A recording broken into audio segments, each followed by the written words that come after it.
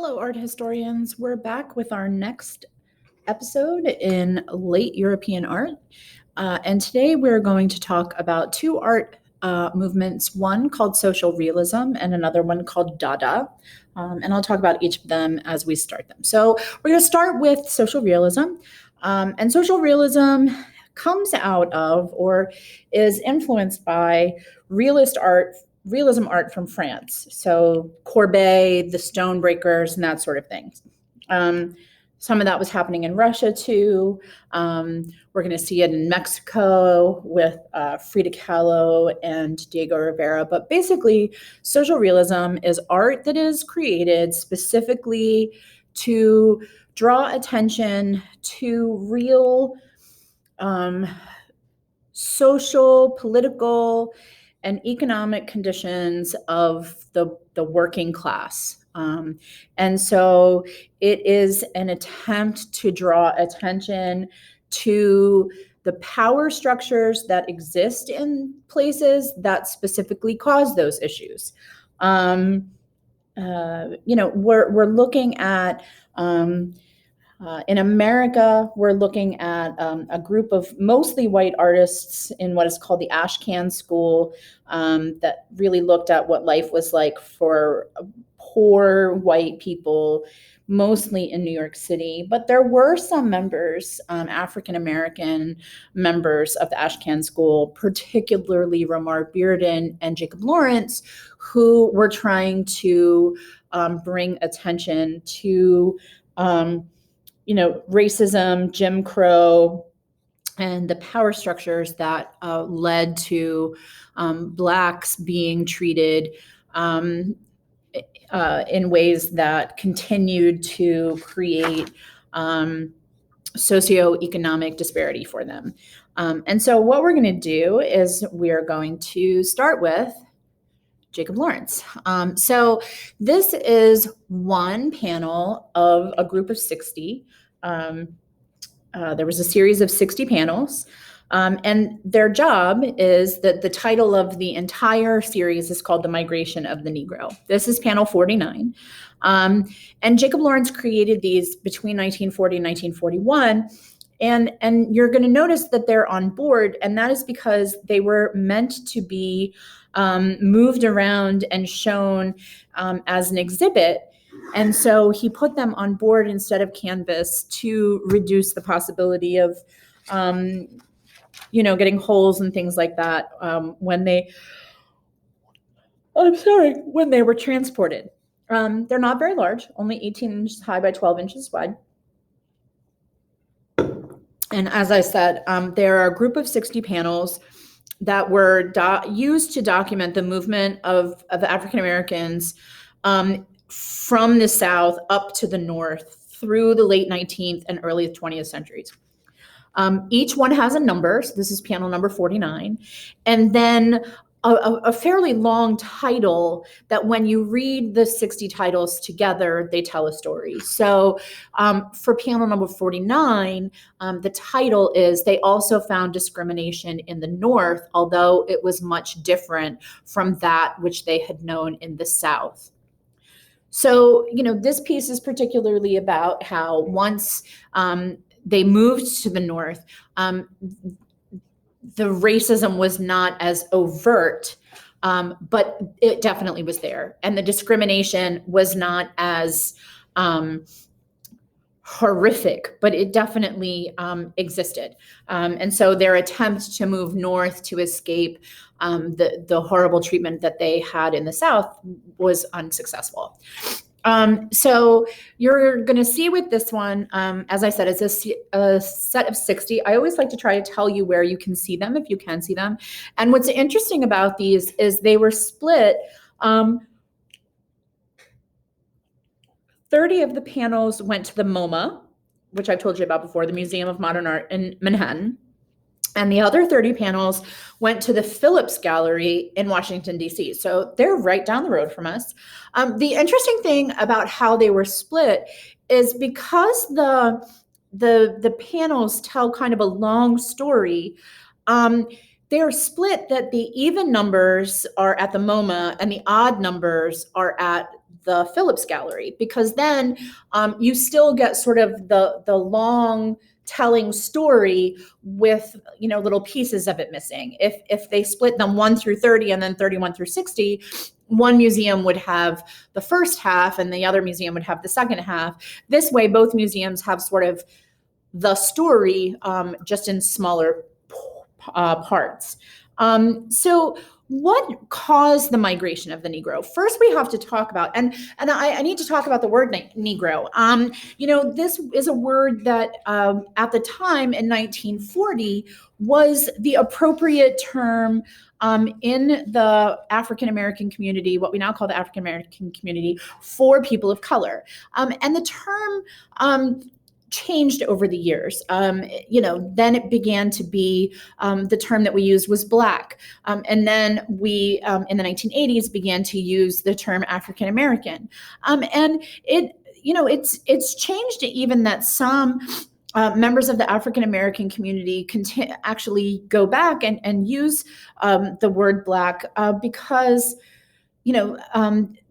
they want to embrace the idea that while their ancestors may have been from Africa, they are, they are here, and we need to think less about where their ancestors came from and more about the fact that they are Americans. So it depends on what person of color you speak to and what their belief is on which of the two terms, Black or African American, is appropriate for them. But in 1940, Negro was the appropriate term.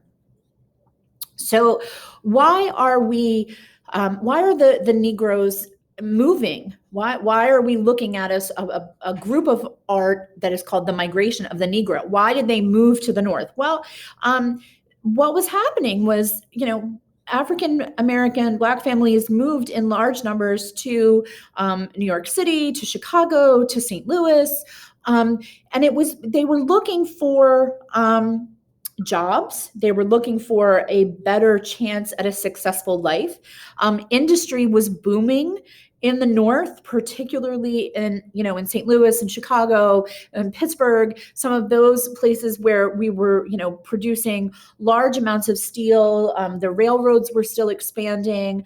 And there was this idea that they believed that they could move their whole family and have, a new experience and a chance for a better life. But what this panel, the migration, or what this series, the migration of the Negro, points out is that while they moved north and with the hopes of getting a new, better chance at life, unfortunately, as the title says here, they also found discrimination in the North, although it was different from what they had found in the South. And I think that, it's really important that we examine that and say, oh, well, yeah, everything wasn't sunshine and roses. There was still racism in the North. And they were still treated poorly, and there were still Jim Crow laws, and there were still segregated schools. And, so what they had hoped for when they moved north was a new chance, a new life for them and for their children.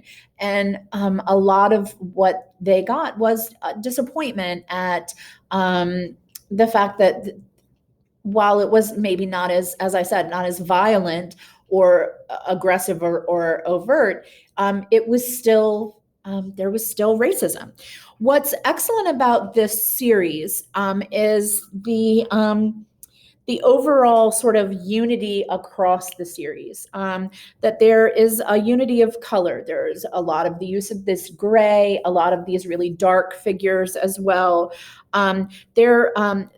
We see a real push across the entire series for very angular forms and angular shapes. We see the forms often seem to hover in space. They don't always seem to be attached in where they are. It's not so much about perspective as it is about the lesson that it is trying to show. And we also see that across all of the panels, there is little individuality of forms, that people seem to be universal in who they are and what they represent. And so as we look at this particular piece, now I'm going to look at this particular piece, you're going to notice that, here we have our segregation. We appear to be in a restaurant. There appears to be a rope or barrier of some kind that separates the whites only seating from the Negro seating. We see that only the whites appear to have facial features. They are not present in the faces of the Black characters here. When we look at them, we see that the white male in the upper left is facing away from the Black diners on the other side.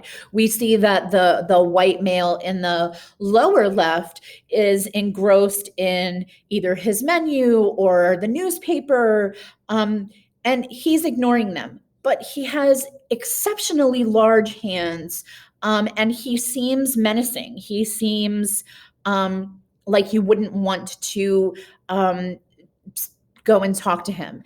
That knife and fork are very clearly present. And it doesn't, the rope purposefully divides the picture into two different experiences. When we look at the top right, that person is very small. We look at the bottom right, we see what appears to be an older female. She is sort of almost swallowed by her hat, and she is, sort of lost in. We don't have a lot of details. In the middle there, we have a man and a woman, having lunch together. And so when we look at them, we see just her chin. We see it's called a cloche, Cloche. That's the kind of hat this is.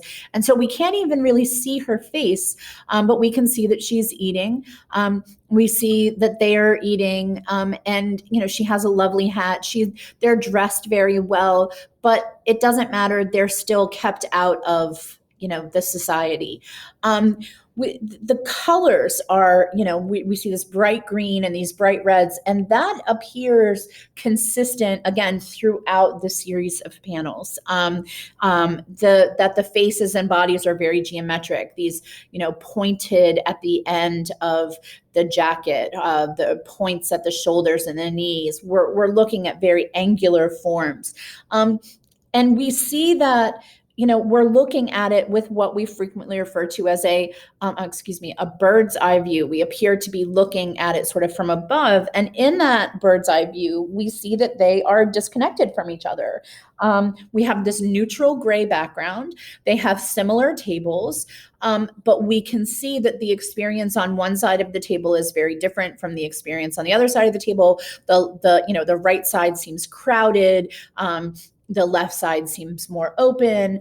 And the idea of just the disconnect between the two sides, and how the experience on one side is very different from the other, and how Lawrence just uses simple lines to be able to tell this very complex story, and again across 60 panels. So if you ever have the opportunity to go to the Phillips collection in DC, I highly recommend that you go see it. It's wonderful. And if you have the chance to get to Manhattan and you have the opportunity to go to the MoMA, again, I highly recommend that as well. We're looking at, in the 40s, Jacob Lawrence is painting this, and in Mexico at the time, Diego Rivera is painting this piece, Dream of a Sunday Afternoon in Alameda Park. What's amazing is this is a fresco. So we're in 1947, 1948, and we're dealing with ancient materials. We're looking at frescoes. There was a huge push at the end of the Mexican Revolution 1910, 1920s, to to educate the people through murals. So this is often called Mexican muralism, where huge panels are commissioned by the government to educate the people on their history. And this piece is a celebration of Mexican people. And, it's an educational piece to teach the history of the people, and it develops. It's a huge influence in Mexican art from like 1920 to 1950, muralism, and it develops a particular iconography that becomes really popular across Mexican art for several decades. The idea of the focus on the past, the idea of the sort of these heroes that don't originally seem like they should be heroes but are, the refocusing on Aztec imagery, and the idea of embracing the past.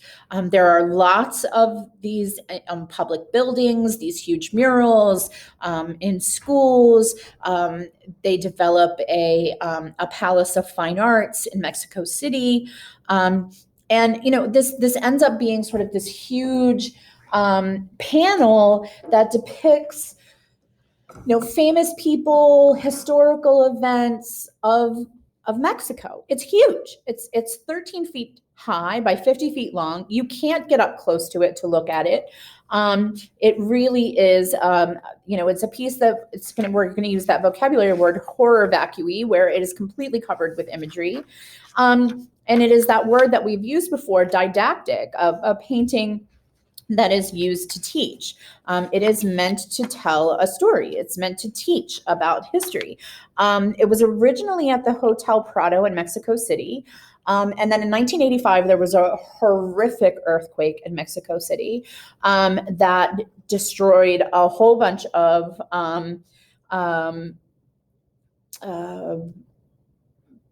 murals, important murals across Mexico City. And so it was taken down from the Hotel Prado because the hotel was so badly damaged. And it was moved to actual Alameda Park, installed in a museum on the grounds of an ancient Aztec marketplace. And its purpose in its relocation after the earthquake is really to mark the importance of their history, and to show this work shows 400 years of Mexican history.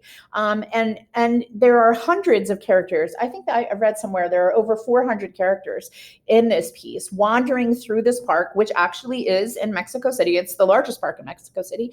And you see lots of cool things. You see vendors selling things, you see balloons, you see a bunch of different stories that are being told throughout the image. And one of the first things we need to think about is the way that the image is organized. And so what we're looking at is it broken into basically 3 eras. On the left hand side is sort of like the conquest of the Spanish, and what happened there. Then we have in the middle, we have sort of the Mexican Revolution and independence here in the middle.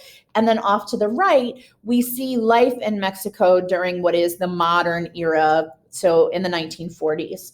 And what we see are some really disturbing images. Over here, we see the burning of victims during the the burning of victims during literally the Spanish Inquisition during Cortez's time. We see U.S. Army encampments and U.S. Army soldiers. We see, political demonstrations, and we see lots of things that took place in actual Alameda Park. Alameda Park, if you fly over Mexico City, it reminds me a little bit of Central Park, in that it's this huge, giant city, and in the middle of it, there's this huge rectangle of trees. And it is, it's a really cool location for Alameda Park, and it allows for you really to, see what is around. So I'm going to show you a couple of things. Right here, we see Cortez, right? The conquistador. Oh my goodness, Mrs. Horman. So we see Cortez. We see, that he arrived.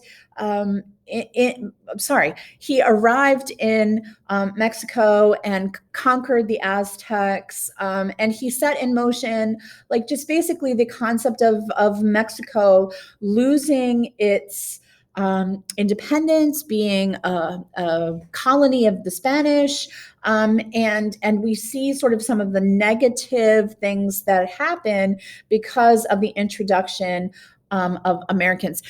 I'm sorry, of Spanish. We see this is an early freedom fighter here. This big guy right here is one of the American generals that was responsible for the occupation of Mexico. This is Sor Juana, who we do earlier in the year during our colonial art. So we see over on that left-hand side, we see some of these important figures. The Emperor Maximilian is there, and his Empress. We see some of the martyrs to the attempt to get their independence and the revolution. And that's what we see here. This is, let me find him here. This guy right here with the mustache, that is Jose Marti. He is one of the men that fights for independence. We're going to come back to this, but this is Diego Rivera and Frida Kahlo. This is La Catrina. And La Catrina she's really a cool figure here. She is in Mexico at the time. Katrina was the nickname, and it was not a nice nickname. It was a way to refer to super wealthy Mexican women of the upper class that dressed in European clothes instead of in their regular, indigenous Mexican clothes. So it was a way of mocking Mexicans who were these Mexican elites that separated themselves from the everyday Mexicans. And she has this beautiful feather boa, which reminds us of, all of these wonderful feather things that were created by the Aztecs. And so we'll come back and we'll talk about Frida and Diego Rivera in a minute, your artist, Diego Rivera. We also see here the artist, what is his name? I just forgot it for a minute. Oh, Posada. What is his name? Jose Guadalupe Posada. So he is also an artist who did a lot of painting and documentation of the revolution, and he was a very good friend of Frida Kahlo's. And so you see Katrina has his arm and Frida Kahlo's arm. And so that's really important. They form this sort of what often art historians refer to as the quartet, the four of them together. And then when we're looking at our picture of important people, over here, just right here, is Diaz. And what's important about Diaz is he, excuse me, I'm so sorry. He was like a dictator.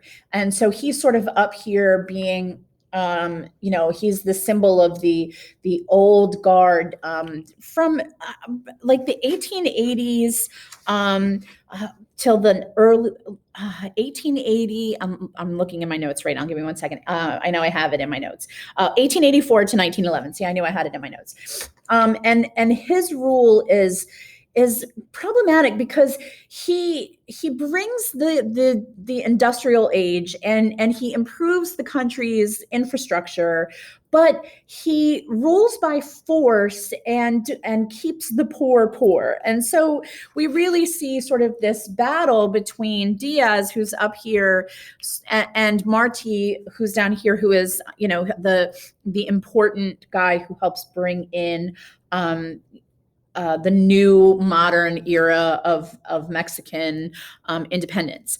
And then we move over to, you know, the far side, the right side, and we're looking at you know, what's happening in modern Mexico.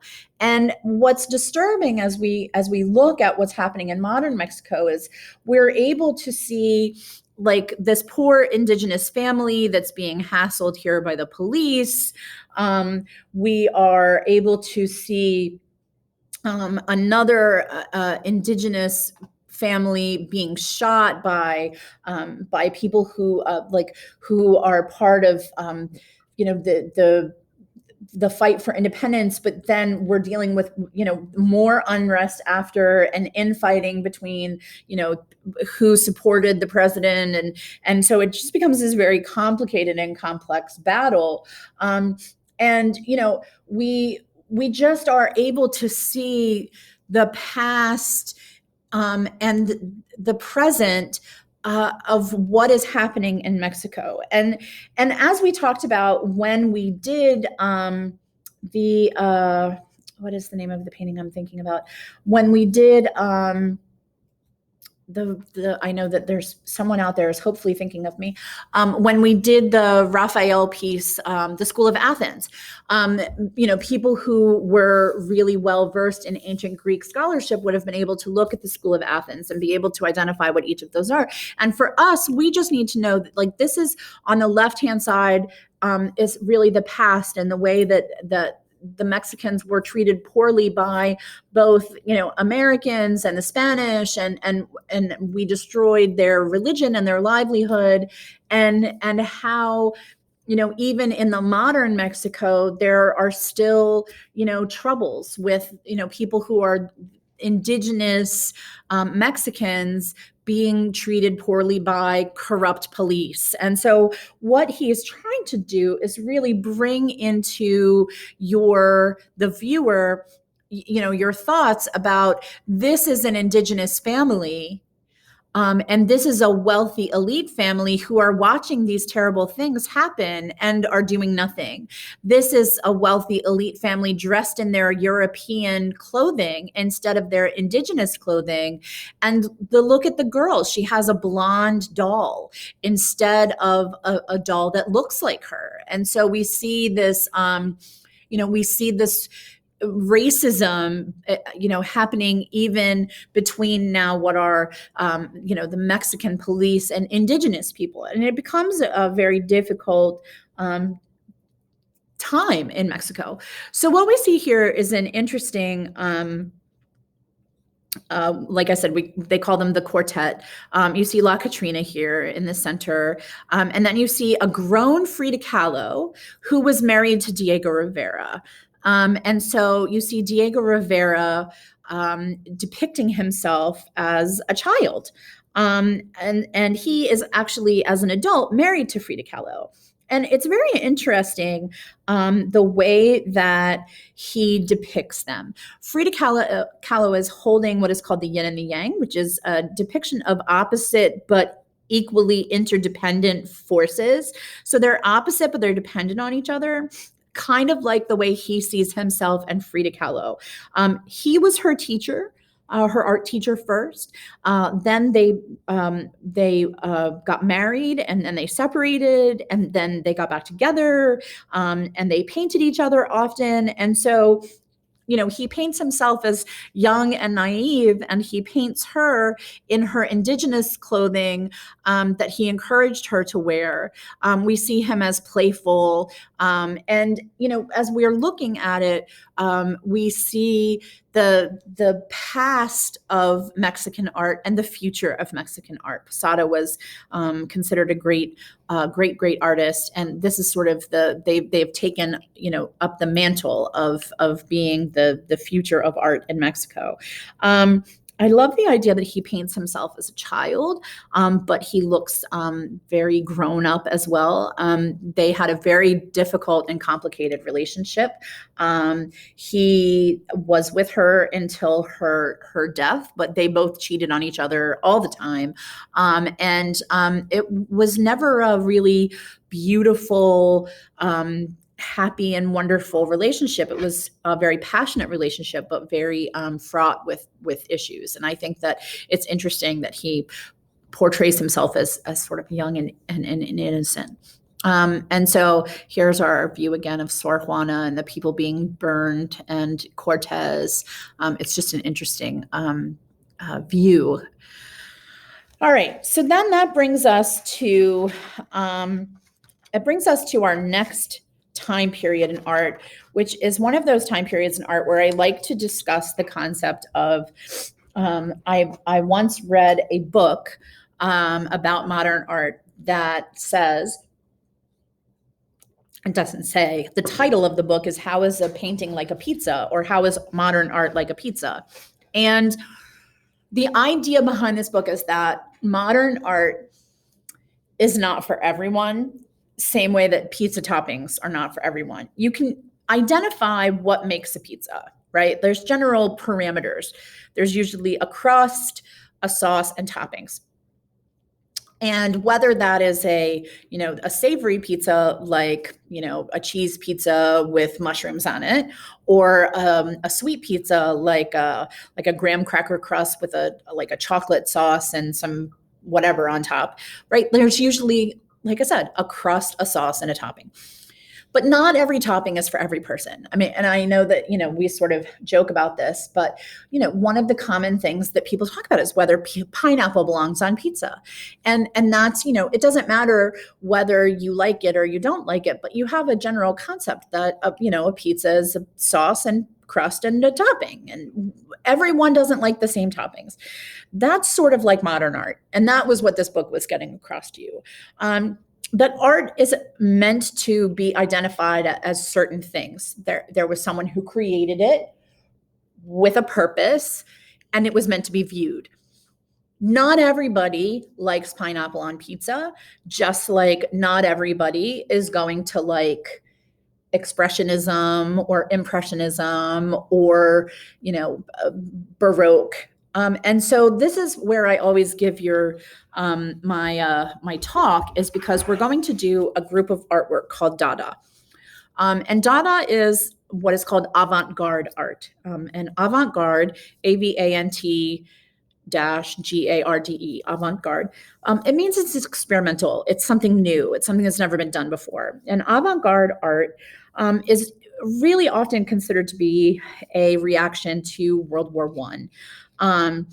And when I say it's a reaction to World War I, what I mean is the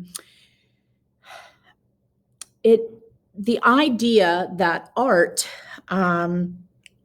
had always followed these sort of rules and the accepted definitions of what art were. And at the end of World War I, there was a feeling of discontent among artists. Artists have a tendency, to be against war. Artists have a tendency to be against violence. Artists have a tendency to be against like a nationalism that creates a dangerous situation. The kind of nationalism that we eventually see Hitler do in World War II. That's the stuff that artists are against. And so they begin this idea of Dada as what they considered anti-art in order to challenge the accepted definitions of art and to really reject things that are logical and reasonable, things that are based in capitalism. They are really trying to reject those things, and they are embracing this concept of chaos and irrationality and nonsense, because as one of the major artists of the Dada movement said, Marcel Duchamp, the world is out of control. And we always did what we were supposed to do. Art always followed the rules, and we always did what we were supposed to do. And look at the horrific inhumanity that took place during World War I. And you're dealing with, trench warfare and mustard gas and just the kind of violence that they never believed would happen again, which is why it was called at the beginning the war to end all wars. And so what the Dada artists say is, if we followed all the rules and did everything we were supposed to, and we got chaos, well, maybe if we create chaos, it will bring the world back into some level of normality. But following the rules doesn't seem to have helped. And that is sort of where we come from. So that's Dada. And so when we're looking at it, this is called The Fountain. And this is one of those books where I say, you don't have to like it. You don't have to like pineapple on pizza. You don't have to like The Fountain. This is when I also give my talk about, please don't say, I could have made that. Well, I'm sure you could have, but you weren't the first person to do it. Just like when people look at a Jackson Pollock, which is, the splatter paint, and people say, well, I could make that. Actually, you'd be amazed at how difficult it is to make a splatter painting look the way the Jackson Pollocks looked. And maybe you could make that, but he was the first to do it. And so we have to give some respect to people who do something first. So what is it that you're looking at? Men may recognize this, but it is old.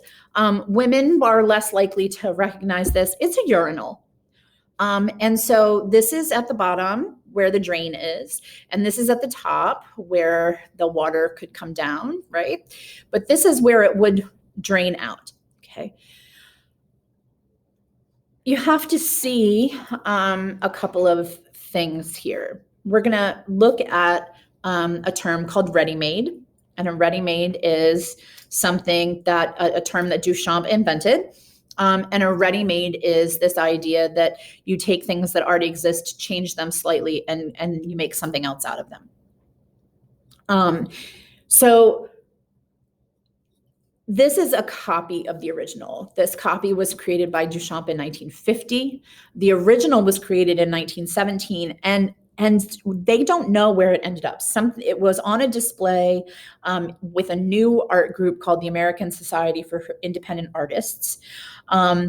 It was a way to protest art shows like the Salon, where they only chose art that was traditional. And so the American Society for Independent Artists wanted to create a way to show art that was beyond the traditional, to bring art with new possibilities. And so this original piece, the 1917 piece, sometime after its showing at the American Society for Independent Artists, went missing. So this is a creation that Duchamp made to be a copy of the first, that's why it says second version, because it's a copy that he made in 1950. It was created in 1917, so at the end of World War, near the end of World War I. And then the copy made in 1950 after World War II, it seemed like an appropriate thing for him to do. He really wanted to create a way for people to share work that was different, but he also wanted you to think. And so I want you to think for a minute. What does a urinal do? A urinal collects liquid that is yucky and takes it away. What does a fountain do? A fountain spits out liquid that is yummy for consumption. How is a urinal supposed to look? Well, it's supposed to be upright, and this is on its side. A urinal is not a piece of artwork, so why does it have a name and a date on it? Why is the name that's on it not the name of the artist? So he wants you to think about, what is art? What exactly do artists do? What level of craftsmanship is required to make art? is there in this new ready-made version of art a way to transform something that's ordinary into something that's new or different? The term for a transformation of substance is called alchemy, and the ancients were looking for it all the time. They believed that eventually they would find a way to turn some other things into gold. Obviously, they've never figured that out, but you know, Duchamp uses the term alchemy here to take a one substance and to, through slight alterations, change it into another. We also use the term found object. And so, he really wants you to think about what is art, how is art made, what is the requirement for art, and also, he wants you to see the irony of, he called it the fountain when it's absolutely the opposite of a fountain. What's interesting is he continues throughout his career to take found objects and turn them into other things. Another one of his most famous ones is he takes a unicycle and attaches it to the top of where the seat of the unicycle would be. He screws that into like a stool that you would sit on, like a bar stool. And so now neither one of the objects is usable. You can't ride the unicycle because the stool is in the way, but you can't sit on the stool because the unicycle. So he does all of these crazy things. Another example of Dada art was made by Dali, which is the lobster phone, where instead of the picking up, where the old time phone where you would pick it up and hold it up to your ear and your mouth, instead of it being that headset piece, it's a lobster. Like, it's the bottom of a phone with the little place where you would dial, but the top, instead of being something that you would listen into and talk into, it's a lobster. So it's this idea of chaos, and the idea that when everybody followed the rules and did what they were supposed to do, chaos happened. So if you create chaos, maybe the world will come back into what makes sense. And so that is Dada art. I'm sorry. So that is Dada art. That is the second of our images, or the third of our images. We studied social realism with Mexican muralism and with the migration of the Negro by Jacob. And that is the end of our lesson for today. I hope you had a good time, and I'll see you again soon.